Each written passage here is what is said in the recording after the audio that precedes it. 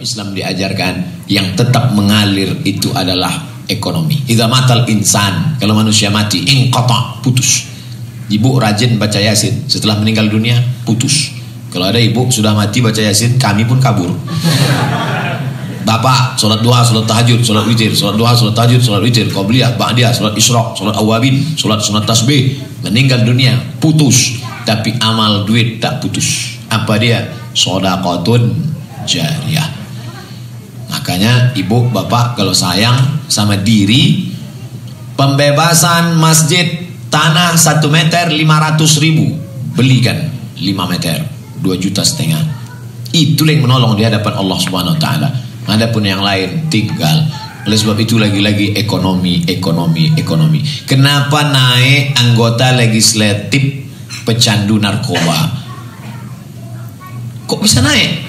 Karena serangan pajar di Sumatera 300.000. Kok Ustaz tahu? Saya pun dapat juga. Sebar mereka amplop. Tapi kawan saya di pulau seberang sana, Ustaz, di kampung kami kata dia 10.000 mereka sawer. Selesai Pak Ustaz. 10.000 bapak ibu. Habis 5 tahun ke depan. Maka jangan heran pecandu narkoba bisa duduk memimpin sidang paripurna. Kenapa? Karena yang mencoblosnya orang sakau semua. Kenapa suara bisa dibeli? Miskin, susah. Kalaulah datang caleg kemari mau membeli suara bapak ibu 300.000, mana laku? Duit bapak ibu banyak, 3 juta barulah. Bapak ibu yang dimuliakan Allah Subhanahu Wa Taala. Artinya apa? Kada al-faqru ayyakuna kufran. Hampir saja kefakiran, kesusahan, kemiskinan membuat orang menjadi kafir. Antara kafir dan fakir kafir itu materi luar biasa. Maka bapak yang sudah berkecimpung di dunia ekonomi Islam ini, ibu yang sudah ikut serta berperan, ibu sedang menyelamatkan umat ini dari kekufuran, menyelamatkan umat ini dari money politik, menyelamatkan umat ini dari serangan pajar. Tapi tidak cash langsung. Suami ibu dia tidak pembuat jembatan. Beda dengan istri-istri para arsitek yang langsung nampak. Suami ibu kerjanya apa? Arsitek Pak Ustaz. Apa kerjanya? Menggambar kondominium. Nampak bangunannya, real. Ini tidak. Dia kerjanya di bank, mengatur. Tapi dia sudah menyelamatkan umat. Nah, ini perlu dipahami. Karena kalau tidak nanti kita akan terjebak pada penipuan anggota tubuh yang bersifat zahir. Mata. Kalau kita tusukkan tongkat ke tepi sungai Siak, sungai Siak tak nampak karena airnya beku. Carilah kolam renang atau sungai yang bersih, bening, jernih, tusukkan. Itu nampak tongkat bengkok Pak, bengkok. Tapi kita ketarik lurus, masukkan lagi bengkok, tarik lurus. Itu menunjukkan mata kita tertipu. Makanya di dunia disebut mata ghurur, menipu, kenikmatan yang menipu. Saya cuma ingin berkata, suami ibu yang bekerja pagi, petang, malam, lembur, pendapatan yang dia bawa biasa-biasa saja, jangan tertipu dengan orang lain yang penuh dengan gemerlap, padahal itu hanya kenikmatan sesaat. Berapa lama lah kita nikmati dunia ini? Saya sekarang berumur 41 tahun. Lahir 77, sekarang 2018, 41. Walaupun kelihatannya macam 21. 41. Saya udah hitung-hitung 41, berarti saya mati 22 tahun lagi. Saya berangkat ke Mesir 98, 2018, udah 20 tahun. 20 tahun yang lalu begitu cepat berlalu, 20 tahun akan datang aku akan mati. Begitu singkatnya hidup. Dan semua yang kita cari itu kadang tak sempat kita nikmati. Pagi-pagi pulang patang perasnya, banting tulang, hantam kono, bantai sini, seduk sana. Jurusnya jurus tupai, lompat sana, lompat sini. Jurusnya jurus gayung, cedok sana, cedok sini. Hantam kono, bantai saja, riba sudah.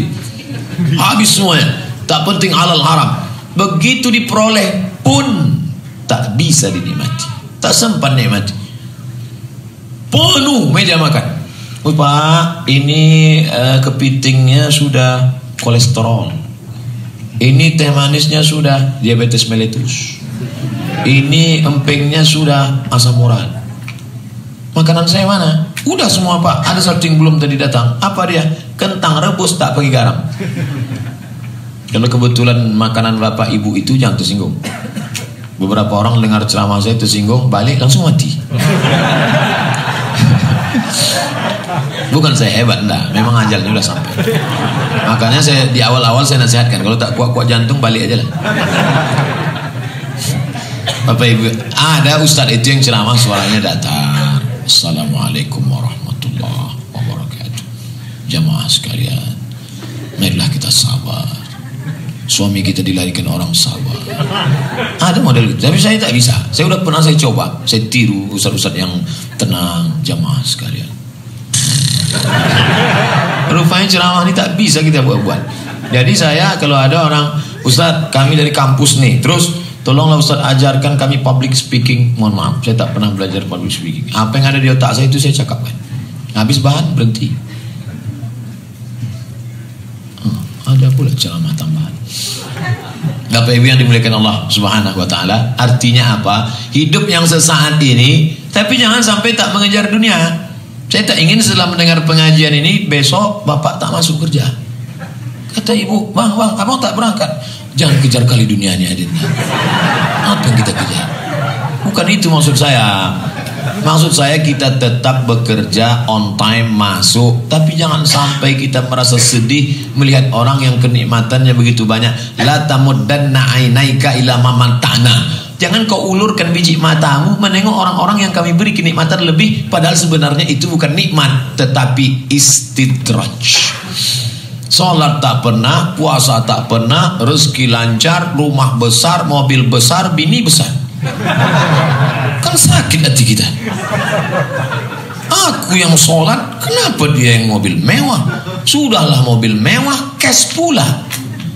Udahlah second kredit. Bunyi klakson kredit. Sakit hati kita. Kita sholat tak tinggal. Padahal sebetulnya itu bukan nikmat. Itu istidraj. Istidraj itu apa Pak Ustaz? Allah mempermainkan dengan laknat tapi berbaju nikmat. Itulah yang paling kita khawatirkan. Inna kaidi matin. Tipu dayaku amat sangat kuat. Wa umli lahum, kulur. Ku beri badan sehat, ku kasih anak, ku beri istri, ku berikan rumah, ku berikan gaji. Tapi sebenarnya itu adalah kenikmatan yang semu. Nauzubillah. Oleh sebab itu ketika ada bersahaja, bisa kita nyekolahkan anak, bisa kita tidak minta-minta kepada orang, bisa kita pula membantu anak yatim. Inilah barokah. Makanya bapak-bapak, di awal bulan tanggal 1, tanggal 2 gajian, jangan duit itu semua bawa balik ke rumah. Mampirlah ke 212 Mat, Muslim Madani Mat, Kita Mat. 3 ini yang ada di Pekanbaru. Muslim Madani Mat, 212 Mat, Kita Mat. Insya Allah nanti buka soman. Apa yang mau dibeli situ Pak Ustaz? Istri saya sudah belanja. Sekali-sekali engkau belanja, biar tahu engkau rasanya ngantri, biar tahu engkau rasanya milih. Gula sekilo, minyak sekilo, teh 1 kotak, kopi, beras 5 kilo, bungkus plastik. Berapa bungkus Pak? 5 bungkus. Serahkan kemana? Ke anak yatim, fakir miskin dekat rumah. Yang beli bapak, yang antar ibu. Yang bapak ngantar. Nanti bapak ngantar, rupanya mak anak yatim itu cantik pula. Kelahi kira-kira. Nah, ini ustadz, ini yang salah. Saya pula salah. Ini sekarang banyak orang nyari-nyari kesalahan saya nih. Maka saya pun ceramah ngeri-ngeri sedap juga sekarang. Lebih banyak ngerinya daripada sedapnya. Nah, Bapak Ibu yang dimuliakan Allah, ini karena kalau ditunggu nantilah Pak Ustadz saya sedekah ini, sekarang ini masih susah lagi, rumah belum ada. Setelah punya rumah, nantilah Pak Ustadz rumah udah ada, mobil pula belum. Setelah punya mobil, nantilah Pak Ustadz anak masih kecil-kecil, selesai kuliah. Setelah selesai kuliah, nantilah Pak Ustadz anak belum pula nikah, sampai mati tak pernah sedekah. Begitu juga tentang ibadah. Kapan kau sholat duha? Nantilah anak ini kecil, masih menyusu, masih kencing, susah. Nanti anak udah besar, tetap tak bisa. Ibadah ini disempat-sempatkan. Ibadah ini sempat-sempatkan. Bapak Ibu yang dimuliakan Allah Subhanahu wa taala. Dulu saya sangka nanti kalau udah tua, ini hati kita ini murah untuk bersedekah. Rupanya saya baca hadis tidak. Ya keburu bunuh Adam, orang kalau sudah bertambah umurnya, semua lemah. Mata rabun, telinga peka, tulang gemetar. Sama macam disebutkan dalam surat Yasin. Wa man nu'ammirhu nunakkishu fil khalqi. Siapa yang kami panjangkan umurnya, kami balikkan kejadiannya. Tegak lama tak tahan, mata mulai tak jelas. Tapi ada yang tetap kuat. Pertama, hubbud dunia, makin cinta mati. Yang kedua, tulul amal, makin takut cinta dunia, makin panjang angan-angan. Makanya jangan heran kalau ada orang tua umur 70, 80 sholat zuhur 2 rakaat. Kenapa 2 rakaat? Tak ingat aku. Tapi surat tanah ingat. La ilaha illallah tak ingat. Bolak-balik kita ingatkan waktu sakratul maut. La ilaha illallah. Tak ingat dia. Tapi harga sawit ingat. Berapa harga sawit? Dan ayah belum. Makcik, jangan ingat itu lagi. La ilaha illallah. Gelangku itu jangan kasih menantu. Bapak Ibu yang dimuliakan Allah, yang ingin saya sampaikan, kalau ada kita berpikir mungkin muda ini pelit, nanti udah agak tuanya agak murah, makin tua makin pelit. Saya ini udah agak pelit sekarang. Oleh sebab itu maka mesti kita hajar ini. Makanya jangan cuman pergi ke mall. Ulang tahun bawa anak ke mall tak salah, tapi ketika ulang tahun dibawa ke mall, ulang tahun dibawa ke mall, kalau dibawa ke mall sayang.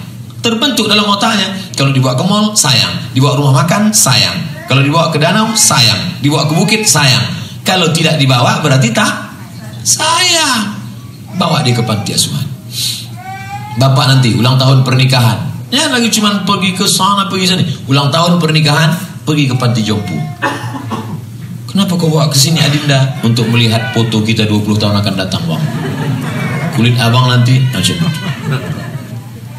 Insya Allah suami-suami yang sombong-sombong, yang angkuh-angkuh, yang keras, yang cakapnya kasar, nyelekit, nyeletuk, menyakitkan hati, ibu bawa nanti ke panti jompo, baik ya. Apalagi kebetulan suaminya waktu itu sudah tak bisa. Carikan sebelum pergi ke sana, ibu survei dulu. Cari yang di panti jompo itu yang suaminya tak bisa menyuap, datang istrinya menyuap.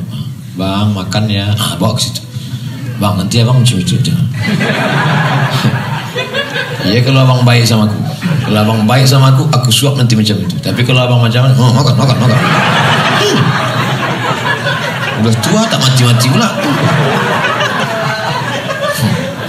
Kadang Bu, Pak, kalau nasihat cakap ni tak masuk. Tapi kalau menengok nyata, audiovisual, mendengar cakap tak masuk. Menonton masuk. Tapi begitu melihat nyata, true story, live, nyata. Ambil Facebook streaming kan. Tengok tu bang. Abang nanti gitu.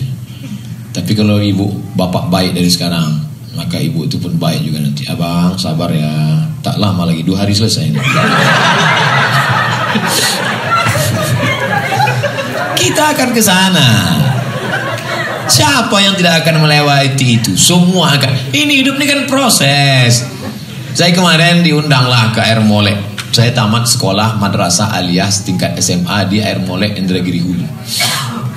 Mat, kata mereka. Jadi kawan-kawan ini tak pula manggil Ustaz, manggil Mat aja. Bisa nanti datang reuni? Aku tak bisa datang reuni, tapi sekolah kita yang undang. Oke lah, pas acara setelah itu mereka undang makan. Lama lah saya tengok kawan-kawan. Kasihan kita. Dulu cantik, sekarang lisu sudah. Begitulah rupanya dunia ini. Dulu imut-imut, sekarang amin-amin. 20 tahun kami tak jumpa. Pertanyaan kami umumnya, anak kau berapa? Anak kau berapa? Anak kau berapa? Ada juga satu-satu nanya, bini kau berapa? 20 tahun tak jumpa. 30 tahun tak jumpa nanti pertanyaan mulai berubah. Sakit kau di mana? Aku di sini udah 3. Aku di sini aja kunang-kunang. Aku urat kakiku udah naik ke jantung. 40 tahun tak jumpa, pertanyaan mulai berubah. Makam Somad di mana? 50 tahun tak jumpa, pertanyaan mulai berubah. Dan tak bisa kuat-kuat lagi. Kau pakai pempes mereka. Ini proses, Pak. Ini proses hidup. Mau tak mau, suka tak suka, harus kita jalani. Ada orang yang tak siap nih menerima kenyataan, tidak siap. Datang juga kue itu akhirnya.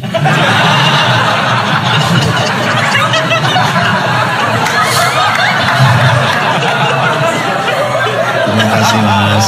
Jazakumullah khairan. Begitu rupanya doa orang-orang soleh itu. Mustajab dia. Sampai mana tadi? Bahwa hidup ini proses dan kita semua harus siap melewati itu. Mau tak mau, suka tak suka, harus siap. Karena orang barat mendefinisikan hidup, life is take risk. Life, hidup, is adalah take risk, siap menerima resiko. Saya menengok kue ini lancar bahasa Inggris. Siap menerima resiko. Sekarang banyak perempuan-perempuan yang tak siap menerima resiko. Resiko tua, resiko muda, resiko cantik, resiko jelek. Semua yang muda pasti akan tua. Semua yang cantik pasti akan jelek. Itu harus siap. Suami harus siap menerima istri dan istri harus siap menerima itu. Ini banyak sekarang istri tak siap menerima. Ibu-ibu ingat, kalian itu bunga.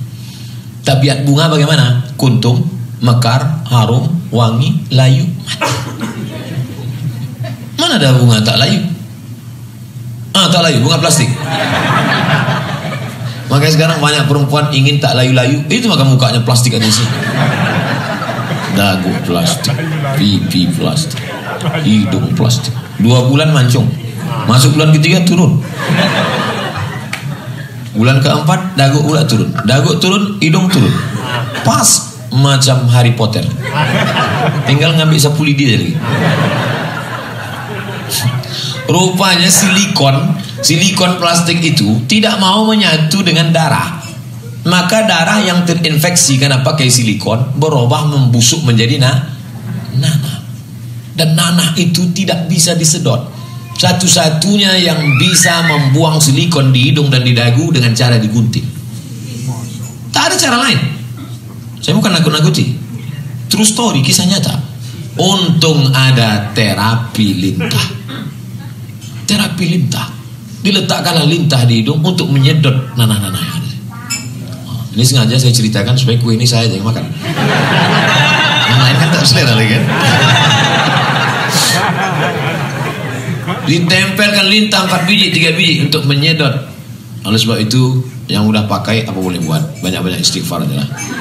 Yang belum jangan. Makanya dalam Islam diajarkan, kau cantik bukan karena silikon, kau cantik bukan karena bedakmu, kau cantik bukan karena lipstikmu, kau cantik bukan karena sulam alis matamu, tapi kau cantik karena wajah bekas sholat tahajudmu. Tapi yang jujur-jujur aja. Ini kadang perempuan ini banyak tak jujur. Ibu cantik ya, bercahaya, bekas wudu. Emang yang lain tayamum?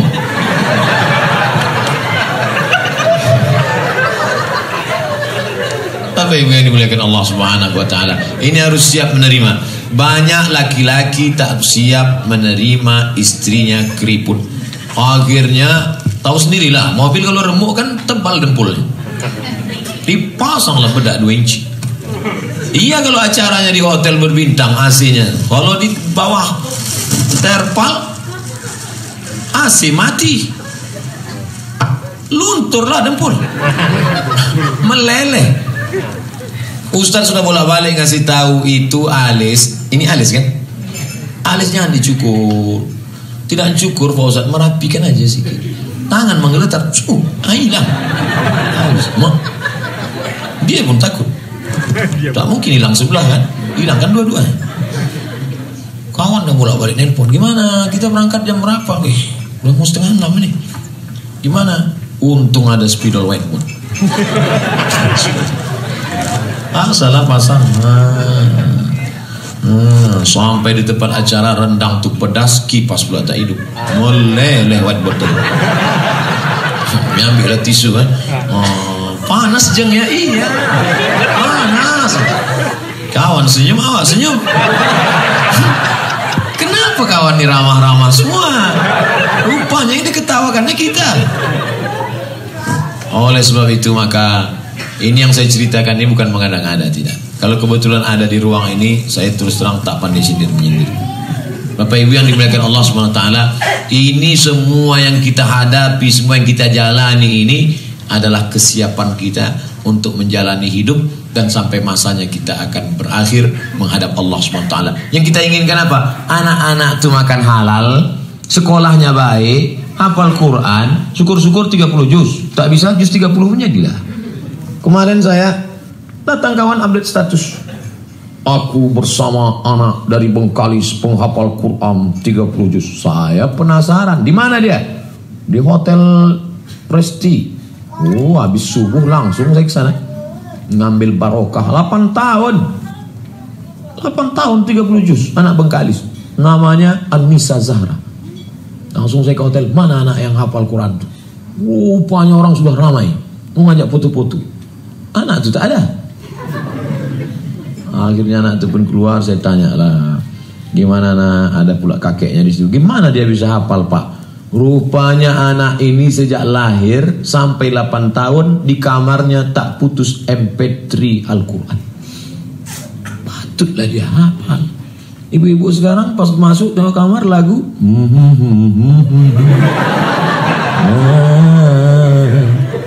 patutlah anak itu mau mencari tiang listrik aja. Dia tuh kan gitu. Asal ada bunga-bunga sedikit tiang listrik, hujan gerimis jadi. Bapak Ibu yang dimuliakan Allah. Jadi sebenarnya yang kita inginkan ini tak banyak dari anak-anak kita ini. Ada sebagian ibu bapak yang risau menengok anak ini berteriak lari-lari. Bagi saya tak masalah. Kalau ada pengajian anak-anak ada tak masalah. Lari-lari lompat-lompat dia tak masalah-masalah. Saya tak risau. Kenapa? Anak yang dibawa sekarang nilai yang akan membisikkan ke telinga kita nanti. La ilaha illallah. Dulu waktu dia lahir saya mengazankan ke telinga dia. Apa yang Ustaz bisikkan ke telinga dia sebelah kanan dulu? Asyhadu an la ilaha illallah. Yang ku inginkan tak banyak nak. Aku tak ingin kau belikan mobil mewah. Aku tak ingin kau buatkan aku rumah besar. Untuk apa kau buatkan aku rumah 2 tingkat? Kakiku pun tak bisa naik atap. Tak bisa kami naik tangga itu lagi. Untuk apa kau belikan aku mobil mewah? Aku pun tak bisa duduk lagi. Yang kuinginkan saat aku mati meregang nyawa, engkau membisikkan telingaku sebelah kanan. La ilaha illallah. Di ruang ICU tuh Pak, Bu, Ustadz ini kan tak ada jam kerjanya. Lahir anak orang, kita juga dipanggil ngasih nama. Mau akikah, kita juga dipanggil. Pas acara nikah, kita juga dipanggil nasihat pernikahan. Ada yang meninggal, kita juga dipanggil takziah. Ada yang susah mati, kita juga manggil supaya cepat mati. Bolak-balik saya menghadiri orang sakratul maut. Macam-macam bentuknya. Ada macam makan jengkol, tercekik di leher. Ada yang macam-macam. Lagunya pun lagu, ada lagu setengah napasku pergi, mengungap tak habis-habis. Ada yang dibuka atap baru mati. Ada yang dipukulkan daun kelor, tak juga mati. Batang kelor itu kurang baru mati. Disitulah baru saya sadar, 3 anak kaya-kaya, pejabat-pejabat hebat, dokter spesialis, tak bisa menolong orang tua yang terbujur kaku. 3 anak hanya menengok. Yang satu nengok orang tua macam nengok kucing. Yang satu nengok menangis, papa. Dilarang pula sama perawat sama dokter. Yang satu bingung dia mau diapain ini orang tua, ada fotonya pula. Dia ambil HP foto, langsung ambil status. Orang tua aku sedang sakratul maut. Bagi yang kasihan, tolong like and share. Kawan pun komen lah semua. Amin, amin, amin, amin, amin, amin. Memangnya amin YouTube, amin Facebook, amin Twitter, BBM, WhatsApp bisa menolong? Tak bisa. Coba kalau anak itu tahu dia, dibacakannya lah. Bismillahirrahmanirrahim. Yasin wal Qur'anil Hakim. Innaka laminal mursalin ala siratim mustaqim tanzilal azizir rahim. Bangga kita, dari celah pintu ruang ICU itu terdengar sayup-sayup suara Yasin. Masya Allah. Orang kaya tapi anaknya peduli agama. Begitu kita buka pintu, rupanya MP3 HP. Nauzubillah. Bapak Ibu yang dimuliakan Allah Subhanahu wa taala. Akhirnya sampai juga jam 5:30. Cepat betul waktu ceramah di BNI Syariah. Di tempat-tempat lain kadang capek kita ceramah, tak bergerak-gerak aja. Ada tuh. Jadi ceramah ini Bapak Ibu, bagi yang tak pernah ceramah ini mut-mutan. Kadang kita baru merasa sebentar, rupanya udah lama. Kadang ada pula kita terasa lama betul, baru 15 menit. Waktu ceramah nyambut buka puasa.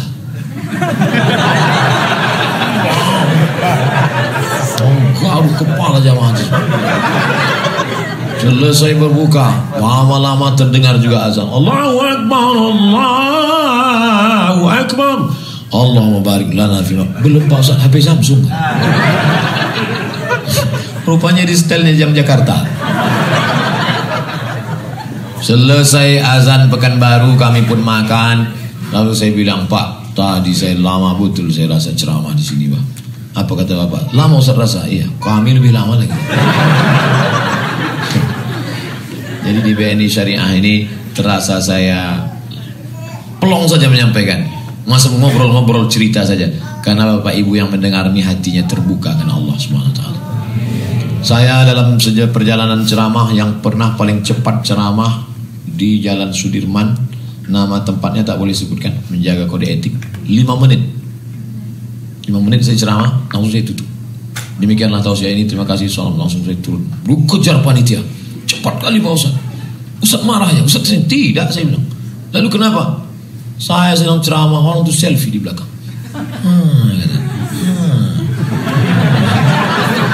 Mana kita mau ceramah? Tapi di sini pas saya ceramah semuanya memperhatikan, masya Allah. Entah memperhatikan ceramah, entah menengok kue kami. Tapi yang jelas rasanya itu yang dapat saya sampaikan. Apa kesimpulannya Pak Ustaz? Simpulkanlah sendiri. Biasanya orang-orang di perbankan ini kan cerdas-cerdas, pandai dia nyimpulkan. Sedang duit-duit itu aja bisa dihitungnya, apalagi sekarang. Jadi ada kertas-kertas, akan saya jawab insya Allah. Terima kasih, mohon maaf. Selama 60 menit ini banyak kata-kata menyinggung perasaan, tak berkenan di hati Bapak Ibu. Maukah Bapak Ibu maafkan silap salah saya? Daripada saya cari Bapak Ibu di padang mahsyar, bagus saya minta maaf. Bukan senang cari, susah. Apa itu? Door prize umroh? Oh, tanya jawab.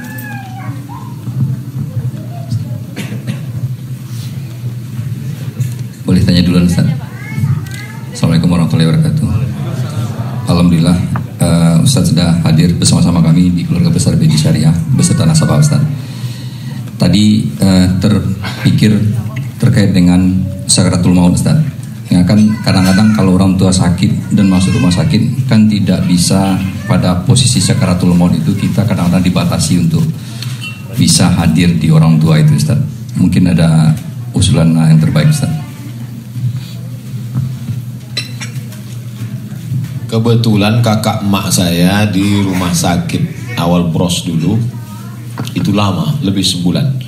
Jadi kami minta mohon kepada penjaga petugas ganti-gantian, tak putus. Satu anaknya, anak nomor 2, menantunya, tak putus. Jadi dia yang mengawasi. Bisikkan ke telinga sebelah kanan kalimatnya la ilaha. Yang berbisik satu orang, yang pula 5 anak, 5 bisik. Satu orang, pelan. La ilaha illallah. Nanti nampak lidahnya bergerak. Suara udah tak ada lagi. Suara tak ada lagi. Lidah aja bergerak, bibir pun tak bergerak. Itulah hebatnya Allah. Dibuatnya satu kalimat yang bibir tak perlu bergerak. Kalau nyebut nama saya, bibir mesti bergerak. Abdul Somad. Tapi kalau nyebut ini tak perlu bergerak. La ilaha illallah. Asal nampak lidahnya udah bergerak, jangan ulang lagi. Karena kita tuh merusak. Asal nampak udah lidahnya bergerak, la ilaha illallah, udah diam. Tapi kalau dia meracau, mengigau, gimana kena banjir tak kebun kita kemarin?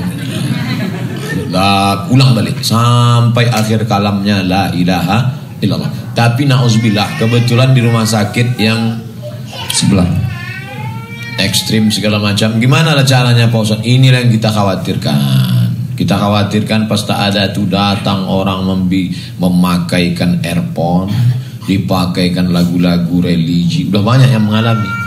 Karena pesan mereka, kalau tak bisa kau buat dia berubah di sini, paling tidak mau matinya berubah. Udah tak 1-2. Makanya saya pesankan ke keluarga saya, kalau aku nanti mau mati, entah di rumah sakit manapun, Kalaulah model mau ditanamlah itu pakai paralon ke leher, tak usah lah.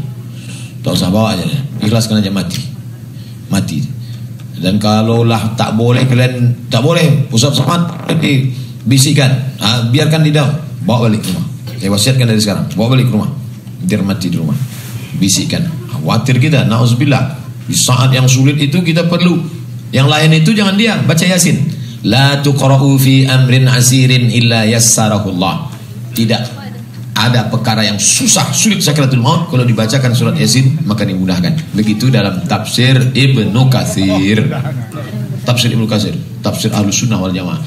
Oleh sebab itu maka itulah usaha kita.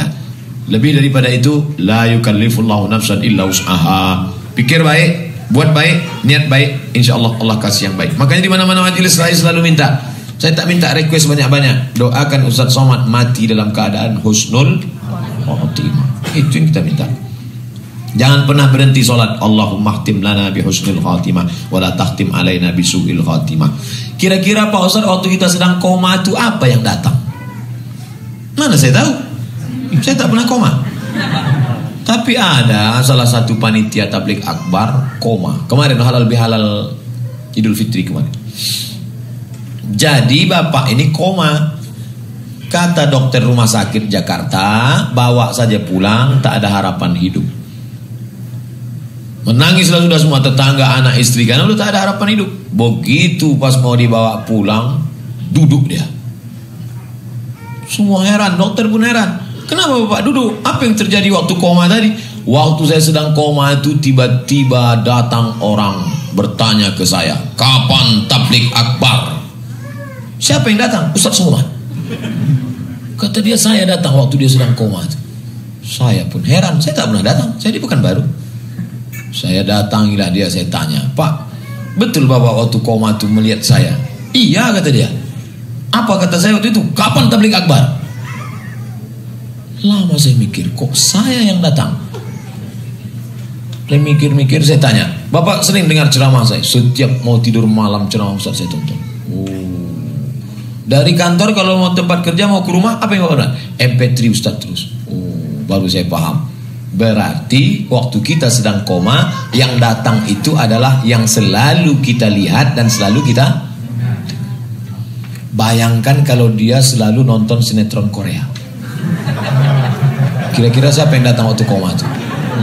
Putus. Bayangkan kalau hobi Bollywood.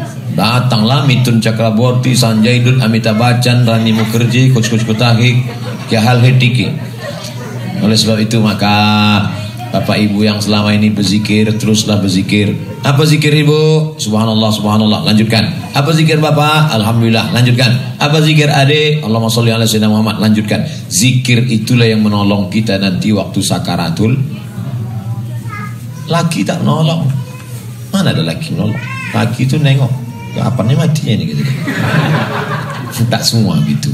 Yang udah ngaji-ngaji ini baik-baik semua. Amin. Banyak pula yang tak percaya. Ustadz, istrinya ingin hijrah tapi suaminya belum ingin. Bagaimana seharusnya sikap istri terhadap suami menurut Islam? Karena istri sering disebut sok pintar kalau menasihati suami. Inilah kesalahan yang fatal. Ibu tak bisa nasihati dia. Karena laki-laki ini tak bisa nasihati. Kok Ustaz tahu? Saya laki-laki. Maka yang menasihati suami ibu adalah laki-laki juga. Siapa dia? Wali ibu. Ibu punya wali 6. Tapi wali 9 Pak Ustaz. Itu wali songo. Wali ibu ada 6. Yang pertama ayah. Yang kedua atu. Yang ketiga abang. Yang keempat adik. Yang kelima abang ayah. Yang keenam adik ayah. 6-6-nya datang. Mantap. Salah satu datang. Dipanggillah suami ibu tadi. Hai brother, sini kau sebentar. Itu kan anak kami sudah sholat. Kau kenapa tak sholat? Jangan intervensi urusan keluarga saya. Oh, kau tak Islam. Ajaran Islam, suami itu yang menasehatinya wali. Makanya di Malaysia tidak boleh akad nikah sebelum lulus kursus perkahwinan. Sekarang tempat kita tak ada. Ketika ayahnya datang menasehati, kau kenapa begitu nak? Pak, ini rumah tangga kami, jangan intervensi. Oleh sebab itu carilah menantu yang ngerti agama. Insya Allah. Tapi doa, ibu jangan putus asa, doa terus. Ada orang suaminya zalim, tapi istrinya tetap istiqomah. Siapa namanya? Asia. Nama suaminya Fir'aun. Akhirnya gimana? Mati Fir'aun tuh di Laut Merah. Makanya ibu istiqomah aja, insya Allah cepat dia mati. Janganlah gitu Pak Ustaz. Kita doakan, ibu tetap doa tahajud, nasihat-nasihat juga, share-share juga. Berapa banyak laki-laki yang dulunya minum khamar, pemabuk, sabu-sabu, narkoba, berubah karena istri yang solehah. Makanya dalam hadis riwayat Ibnu Hibban, Imam Al-Hakim dalam kitab Al-Mustadrak, Imam At-Tabrani dalam kitab Al-Mu'jam Al-Mukabir, arba'un min sa'adatil mar'i, laki-laki yang bahagia itu syaratnya ada 4. Yang pertama, al-mar'atus salihah, perempuan yang salihah. Bang, jemput aku ke Masjid Agung An-Nur ya, aku balik pengajian. Aku tak mau, aku mau nonton di rumah. Istri udah haji, suami tidak. Tapi ibu nih terus berdoa, nanti jemput aku ya. Aku tak mau, pulang aja sendiri. Nanti kalau aku dilarikan supir taksi bang. Iya juga ya. Akhirnya dijemputnya lah istrinya tadi, parkir di halaman An-Nur. Ibu tadi tak keluar-keluar. Akhirnya bapak tadi tegak di pintu, tegak mau marah nih, mau marah. Pas dia mau marah, didengarnya Ustadz tadi ceramah, mantap. Akhirnya dia terkesan. Hari pertama berdiri di luar, hari kedua duduk di kursi belakang, hari ketiga agak maju. Sekarang tak pernah ninggal pengajian. Gara-gara apa? Gara-gara istri. Saya waktu dia cerita tuh, dalam hati saya, ini pasti Ustadz Somad. Dia tak sebutkan Ustadz siapa. Lama-lama saya penasaran, siapa Ustadznya? Dr. Mustafa Umar. Bukan awak pula. Ibu jangan putus asa, terus doakan. Ad-doa silahul mu'min. Tapi metode tadi, jangan ibu yang nasihati dia. Jangan mentang-mentang ibu udah pengajian, pulang dari sini panggil suami, bang sini sebentar, assalamualaikum. Tak bisa. Ada seorang suami menyuruh istrinya berhenti kerja, tapi suami belum bisa menafkahi penuh karena utang masih banyak. Boleh tak istri itu menolak untuk berhenti kerja Pak Ustaz? Alasan suami nyuruh istri berhenti kerja karena kasihan anak dititipkan ke orang lain. Ini dilema. Kain pendek menutup orang mati, ditarik ke kepala terbuka kaki, ditarik ke kaki terbuka kepala. Mau disuruh istri berhenti kerja, suami tak cukup. Mau istri tetap bekerja, anak pula di tempat penitipan kilat. Duduklah bersama, ibu, bapak, duduk. Temanya apa? Mau dibawa kemana hubungan ini? Karena kalau diprinsipkan suami, saya yakin ini suami dengan prinsipnya, aku laki-laki, aku kepala rumah tangga, kau mesti berhenti kerja, anak mesti kau merawat. Kata si istri, yang ngasih makan siapa? Gaji kan gaji aku. Ini tak bertitik temu. Maka harus ada tolak ansur, harus duduk bersama. Duduklah bersama. Bagaimana menyikapi sikap suami yang pelit dengan uang? Tapi kalau minta sesuatu berbentuk barang dibelikan, sedangkan kita kalau mau minta segan. Ketika Nabi sedang duduk di bukit Sofa, pas mau sa'i kan ada bukit namanya bukit Sofa. Datanglah seorang perempuan namanya Hindun. Ya Rasulullah, inna Aba Sufyan rajulun syahih. Suamiku itu pelitnya minta ampun ya Rasulullah. Boleh tak ku ambil duitnya diam-diam untuk makan anakku? Kata Nabi, ambillah secukupnya. Nah, itu dalilnya kalau suami ibu pelit boleh ambil, tapi secukupnya. Maksud secukupnya, kira-kira standar Pekanbaru berapa belanja orang yang tidak terlalu tinggi. Jangan pula istri artis sehari 20 juta. Yang kira-kira standar Pekanbaru tak terlalu tinggi, tak terlalu rendah. Berapa kira-kira? 5 juta Pak Ustaz, 3 juta Pak Ustaz. Suami ngasih berapa? 500.000. Boleh diambil 2,5 juta. Karena itu yang urf, ma'ruf, yang umumnya standar normal di Pekanbaru. Tapi kalau dia kasih barang, duit tak dia kasih, memangnya kita di toko mau barter. Kita kan jual beli, kita pakai uang. Oleh sebab itu maka ini mesti duduk juga walinya, keluarganya, ustaz, undang ceramah, buat tanya jawab. Tapi sekarang mudah, cukup dengan rekaman ini tadi, tinggal. Dan insya Allah ini akan diupload. Bapak Ibu tinggal cari saja www.youtube.com, tulis di search Abdul Somad BNI Syariah, enter, selesai. Tahu sudah dia tonton. Bang, ini ada video mantap nih. Tengoknya, nyindir aku nih katanya. Kok tahu pula Ustaz nih katanya. Ustaz, saya mau tanya tentang qadha sholat fardu ditinggalkan di masa lalu. Apakah dikerjakan selesai sholat fardu lalu zikir dulu atau langsung mengqadha? Teknisnya terserah. Habis sholat zuhur mau zikir dulu, ba'diyah baru qadha, boleh. Atau karena mau cepat masuk kantor terlambat langsung qadha, boleh. Habis qadha boleh lagi ba'diyah, boleh. Teknik terserah. Yang penting selesai satu fardu, satu qadha. Satu fardu, satu qadha. Berapa lama? Ya selama berapa ditinggalkan. Dalilnya Pak Ustaz? Buka HP, tulis qadha salat Ustadz Sarwan. Qadha salat Ustadz Sarwan. Qadha salat Ustadz Sarwan. Enter 4 mazhab mewajibkan qadha yang tinggal dulu-dulu. Saya baru sekarang nih sholat Pak Ustaz. Berapa umurmu? 40 tahun. Akil balik 10. Berarti tak sembahyang 30 tahun. Agak tidak 30. Kalau mati saya Pak Ustaz, alhamdulillah lunas pemutihan. Ustaz, adik saya meninggal seminggu yang lalu. Innalillahi wa inna ilaihi raji'un. Allahumma ighfir lahu warhamhu wa'afihi wa'fu anhu wa akrim nuzulahu wa si' madkhalahu wa ja'alil jannata mathwahu. Meninggalkan hutang. Innalillahi wa inna ilaihi raji'un. Kredit rumah di bank konvensional. Apakah boleh rumah tersebut kami jual dan disedekahkan atas nama almarhum? Meninggal dunia orang, maka harta peninggalannya itu bukan milik kita, tapi milik ahli waris. Ustadz, adik saya, bapak tak punya hak karena bapak bukan ahli waris. Meninggal adik saya tak ada hak. Lalu harta itu siapa yang warisi? Istrinya 1/8 karena ada anak. Berapa peninggalan dia? 1 miliar. Istrinya 125 juta karena ada anak. 875 dibagi kepada anak-anak. Anak laki-laki dapat 2 kali bagian anak perempuan. Adik tak dapat. Kenapa pula adik mau jual? Saya tidak jual, nanya aja Pak Ustaz. Bilang aja tadi.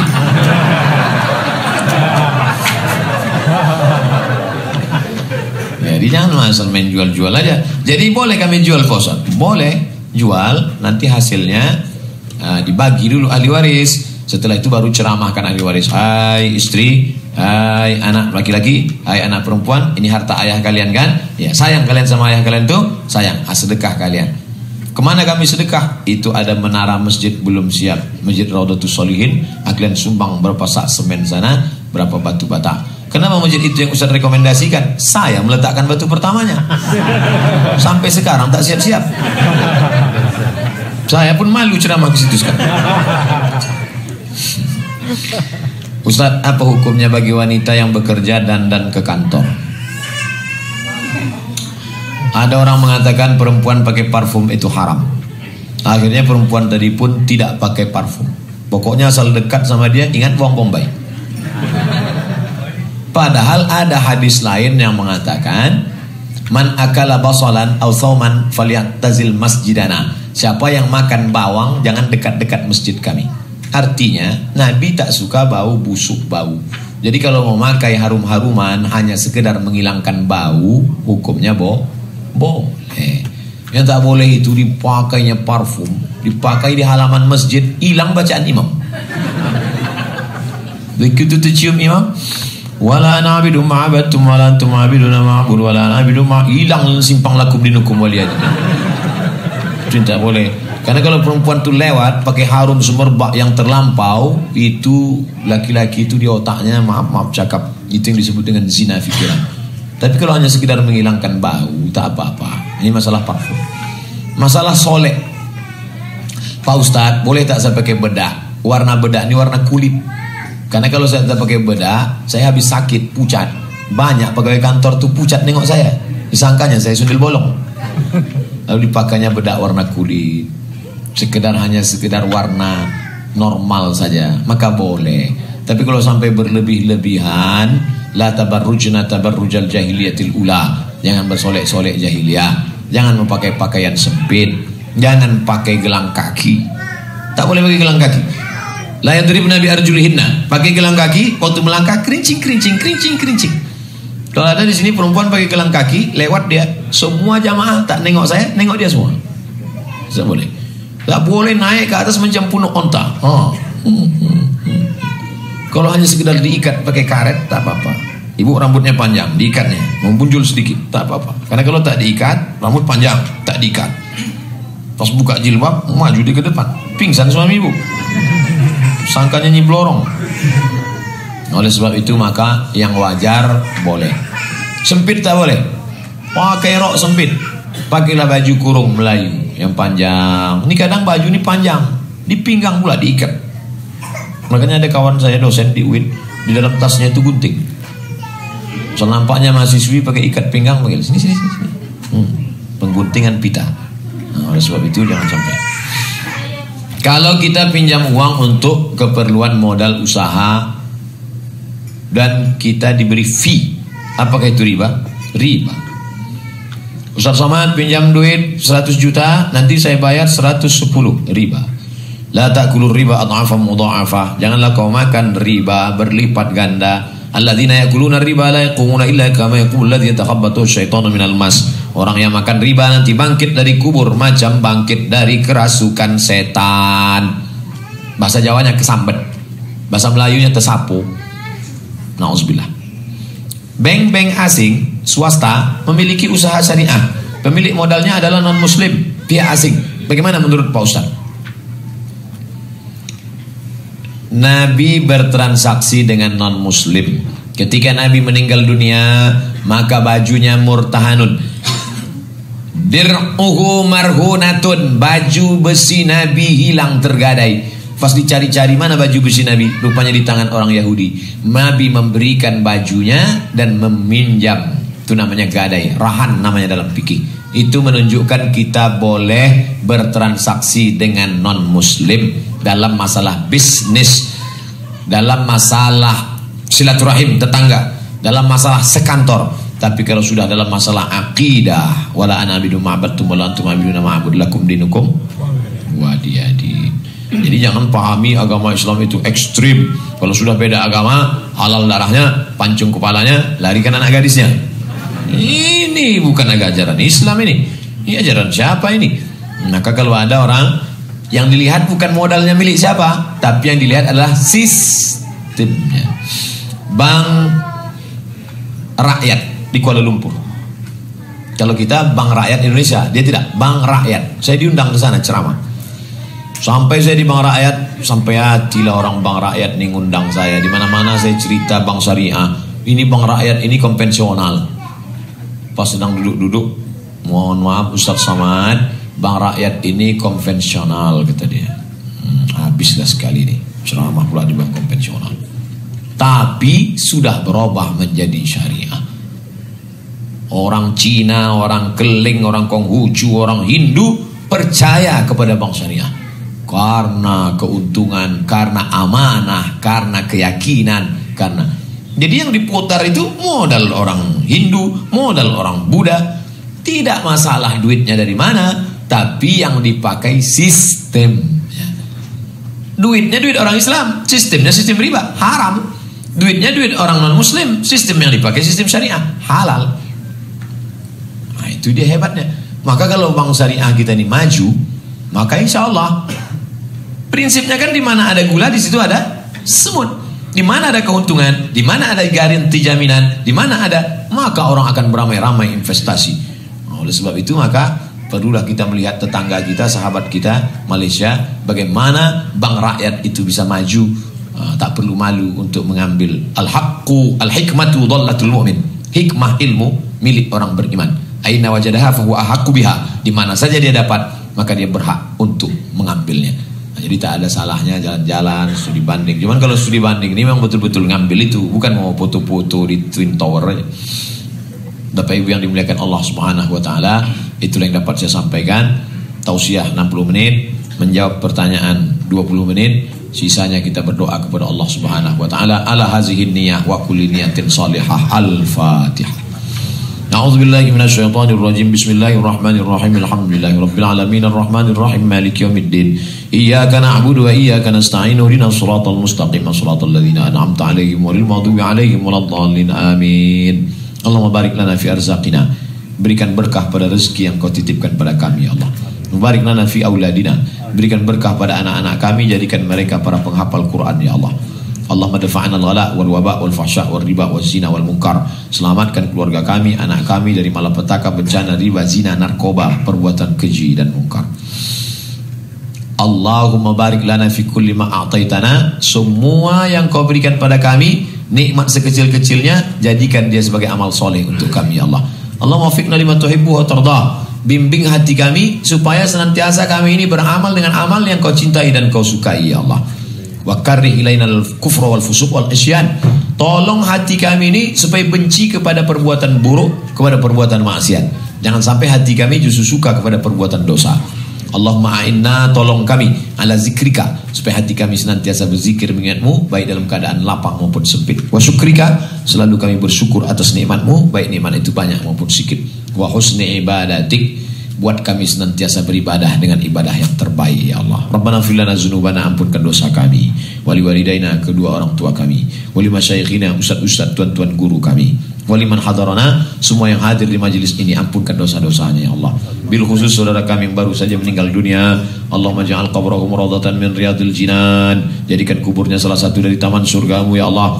La taj'al kuburahum hufratan min hufarin niran, jangan jadikan kuburnya salah satu dari lubang nerakamu ya Allah. Allahumma khtim lana bi husnil khatimah, tutup umur kami dengan husnul khatimah, wala takhtim alaina bi su'il khatimah, jangan tutup dengan su'ul khatimah. Allahumma ja'al akhira kalamina inda intihai ajalina, jadikan akhir kalam kami ketika ajal kami sampai, yang terakhir keluar dari lidah kami daat sakratul maut kalimat la ilaha illallah Muhammad Rasulullah sallallahu alaihi wasallam. Rabbana atina fid dunya hasanah wa fil akhirati hasanah wa qina adzabannar. Wa sallallahu ala sayyidina wa maulana Muhammadin wa ala alihi wa sahbihi wasallam. Walhamdulillahi rabbil alamin. Taqabbalallahu minkum minna wa minkum taqabbal ya karim.